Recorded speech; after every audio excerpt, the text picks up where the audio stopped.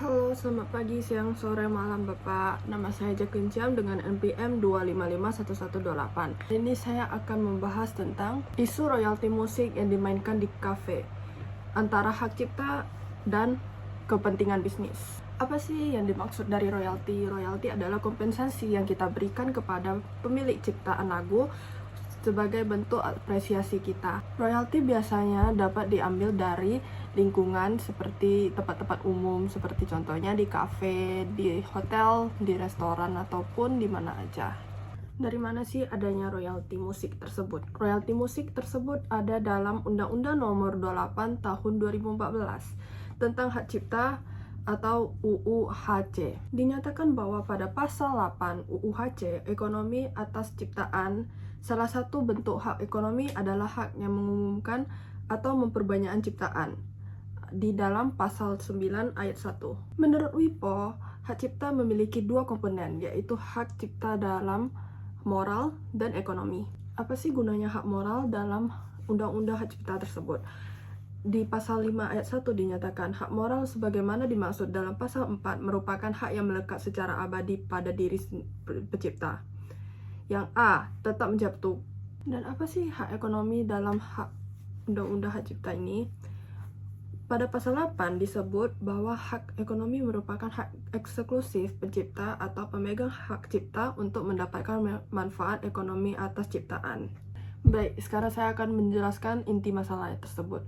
Walaupun banyaknya undang-undang yang sudah ditegaskan dalam undang-undang hak cipta ini, tetapi masih banyak pelaku usaha yang tidak mengetahui apa sih itu hak cipta dan apa sih itu royalti. Maksudnya dari apa yang harus kita lakukan dalam royalti dan dari manakah duitnya akan dibayarkan. Banyaknya masyarakat yang tidak mengetahui tentang hak cipta tersebut membuat banyak pelaku usaha menjadi lebih menggiring opini mereka. Yang pertama yaitu kurangnya edukasi hukum bagi pelaku usaha. Mereka hanya mengetahui bahwa royalti itu ada dalam misalkan kita menonton YouTube ataupun bagaimana. Tetapi mereka melupakan bahwa mereka membuka musik itu juga menghasilkan duit. Mungkin orang-orang pada tamu datang ke tempat mereka untuk mendengarkan musik dan membuat mereka menjadi nyaman. Itu harus disangkut pautin kepada royalti. Yang kedua yaitu keterbatasan mekanisme penagihan royalti.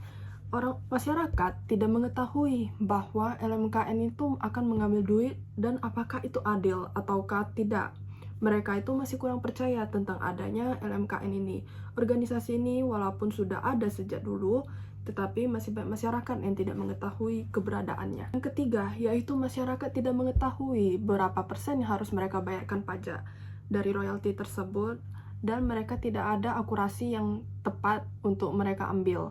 Jadi mereka masih kurang percaya tentang akurasi dari LMKN. Yang keempat, banyaknya masyarakat atau pelaku usaha yang dagangannya masih kecil dan mereka menganggap bahwa royalti ini adalah ancaman untuk mereka karena mereka bahkan mendapatkan duit itu untuk membayar pajak royalti tersebut.